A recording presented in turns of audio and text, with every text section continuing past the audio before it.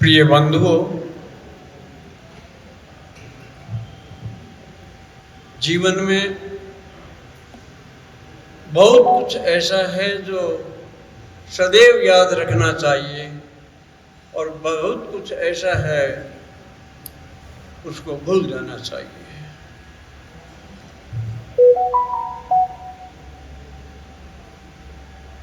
ये आत्मचिंतन के बिना संभव नहीं है। आज का कार्यक्रम जैसा मैंने सुना था कि शताब्दी समारोह पर दिल्ली में जो आयोजित कार्यक्रम था, वहाँ और जगह जगह पर जिन लोगों ने सहयोग किया है उनका एक स्नेह मिलन कार्यक्रम हो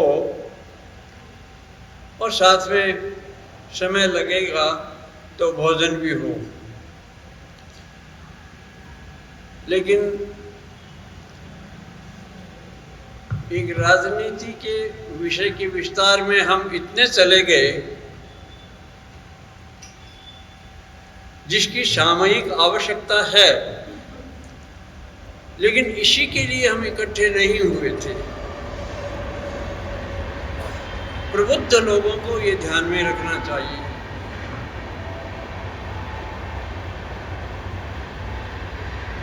क्षत्रिय युवक संघ युवकों में जो संस्कार डाल रहा है,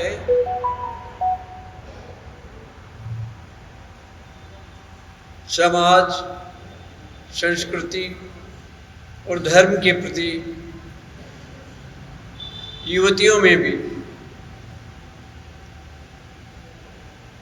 उसके अनुकूल हमारा क्या कर्तव्य होना चाहिए, इस पर हमने बिल्कुल भी बोला नहीं। क्षत्रिय युवक संघ से अपेक्षा बहुत करते हैं, लेकिन क्या आपके बच्चे क्षत्रिय युवक संघ में जाते हैं? क्या आपको आवश्यकता महसूस होती है कि क्षत्रिय युवक संघ में से जुड़े?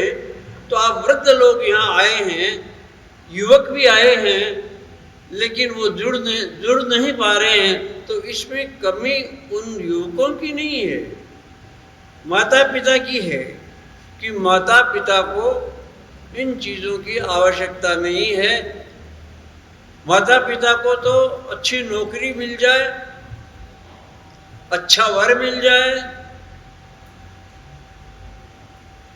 और ऊपर वाली इनकम थोड़ी अच्छी हो, बस इसके सिवाय हमारा कोई बहुत बड़ा सोच नहीं है।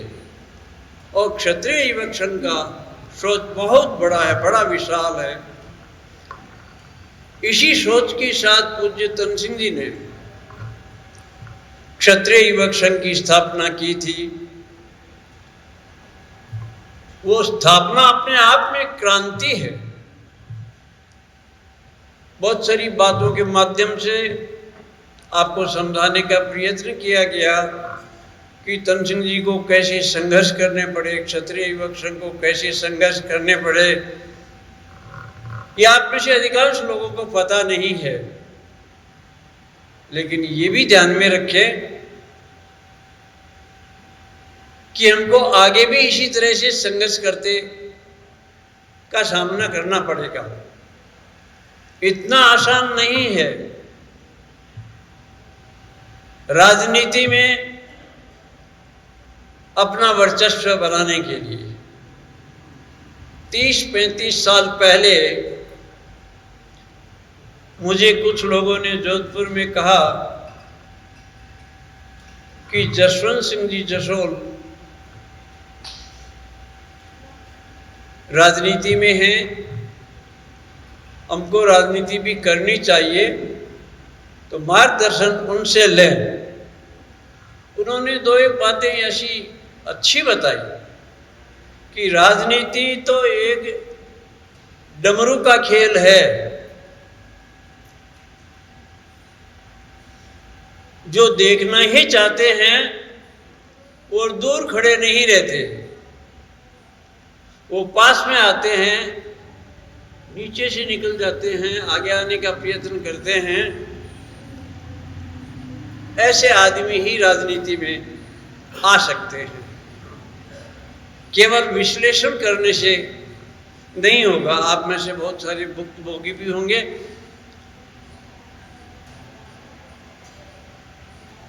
तो राजनीति की जितनी चर्चा होनी चाहिए थी उतनी हो गई है।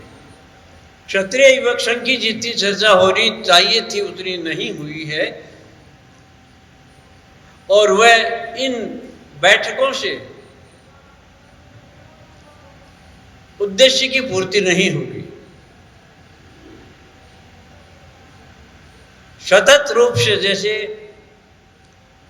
हमको हमारे ऋषि मुनि बताते हैं कि जीवन का उद्देश्य ईश्वर को प्राप्त करना है, तो ईश्वर का भजन, राम का भजन करना ही पड़ेगा, और कई जन्म लग सकते हैं। तो क्षत्रिय युवक संघ के काम को भी ईश्वर का भजन समझ करके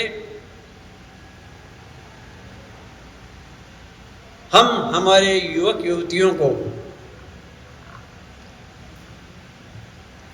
ये समझाएं कि आगे आने वाला जीवन केवल पैसे का नहीं है। आज पैसा बहुत भारी हो रहा है। कुछ नेता कहते हैं कि पैसा भगवान नहीं है, लेकिन भगवान से कम भी नहीं है। ये उनका सोच हो सकता है, लेकिन जिनकी लंबी उड़ान भरनी है उनका सोच ऐसा नहीं होना चाहिए। तो क्षत्रिय युवक संघ अपने अपने क्षेत्र में प्रतिदिन 1 घंटा समाज के लिए ही देता है, और ज्यों ही वो आप लोगों के संपर्क में आ जाता है 12 बज जाते हैं। वो भी दूसरे लोगों जैसा हो जाता है, क्योंकि बाहर का प्रभाव पड़े बिना रह नहीं सकता। और हम भी कोई देव पुरुष नहीं हैं, देवदूत नहीं हैं कि हमारे ऊपर बाहर का प्रभाव ना पड़े।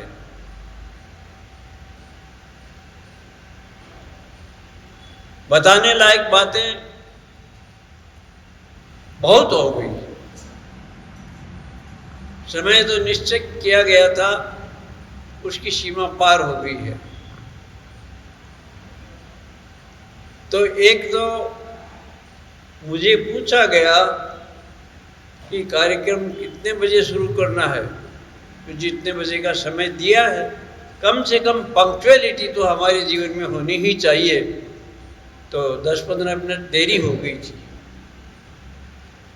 तो कुछ न कुछ हमारे जीवन में मौलिक चीजें होनी चाहिए, वही चरित्र को बनाती है। और वो चरित्र बनता है सत्संग से, सत्पुरुषों के पास में बैठने से, उनके साथ चर्चा करके, उनका अनुकरण करके, उनसे बार बार प्रश्न पूछ के चरित्र बनता है।